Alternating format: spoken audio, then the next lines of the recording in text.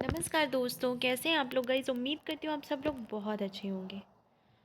आज हम बात करेंगे बेसिकली प्रॉपर्टी राइट्स पर। बहुत ही अहम मुद्दा है और इस पर पता नहीं कितने कितने लॉज बने हुए हैं, कितने मतलब इतना कंफ्यूजिंग है ना कि आज हम एक ऐसे टॉपिक पर बात करेंगे कि क्या पैतृक संपत्ति से औलाद को बेदखल कर सकते हैं माता पिता।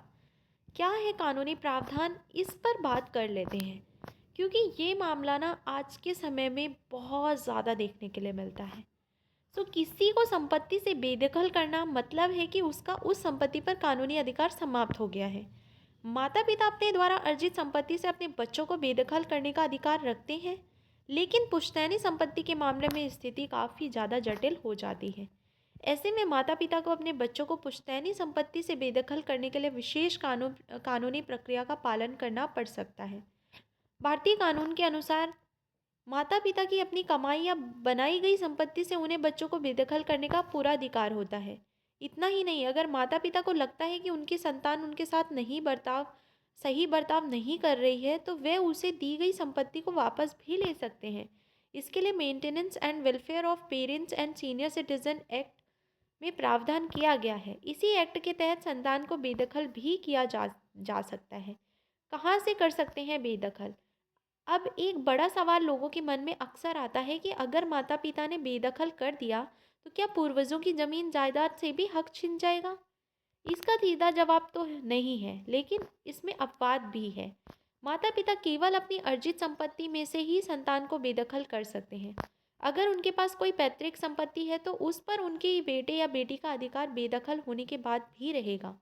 हालांकि एक बात यहाँ याद रखनी होगी कि अगर उस पैतृक संपत्ति में कहीं बंटवारा हुआ है तो वह फिर पुश्तैनी नहीं रह जाती। वे प्रॉपर्टी पिछली 4 पीढ़ियों से अविभाजित ही रहनी चाहिए। अपवाद अब यहाँ उठता है कि उत्पीड़न करने वाली संतान को हमेशा पैतृक संपत्ति में अधिकार नहीं है। 2017 में लागू maintenance and welfare of parents and senior citizen act के तहत उत्पीड़ित माता पिता अपनी संतान को जायदाद से बेदखल करने के लिए कोर्ट में अर्जी दाखिल कर सकते हैं। अगर कोर्ट उनकी शिकायत पर सहमत होता है तो वे बेदखली का आदेश जारी कर सकते हैं। ऐसा एक मामला 2020 में मुंबई में सामने आया था, जिससे यह स्पष्ट होता है कि माता पिता के अधिकारों की रक्षा की जा सकती है और ये करनी भी चाहिए, क्योंकि आजकल के जो बच्चे हैं वो सिर्फ़ और सिर्फ अपने में ही मग्न हैं, ना ही वो अपने माँ बाप की सेवा करना चाहते हैं। और बाकी जो भी उनकी प्रॉपर्टी है उसमें वो आधा शेयर तो मतलब पूरा शेयर का हक तो रखते हैं, बट उनकी देख रेख करने का हक बिल्कुल नहीं रखते हैं, ऐसा वो खुद मानते हैं। तो आज के समय में माता पिता जब तक जीवित हैं तब तक उनके लिए उनकी प्रॉपर्टी में उनका पूरा अधिकार होना चाहिए। उनके रहते हुए मुझे नहीं लगता बच्चों का कोई अधिकार उनकी संपत्ति पर पड़ता है। यही थी आज की वीडियो एंड आई होप कि मैंने काफ़ी अच्छे से आपको समझाने की कोशिश की होगी। और इतना ही आज की इस वीडियो में। मिलते हैं अगली वीडियो में। अगर कोई डाउट है तो कमेंट सेक्शन में मैसेज करके पूछ सकते हैं।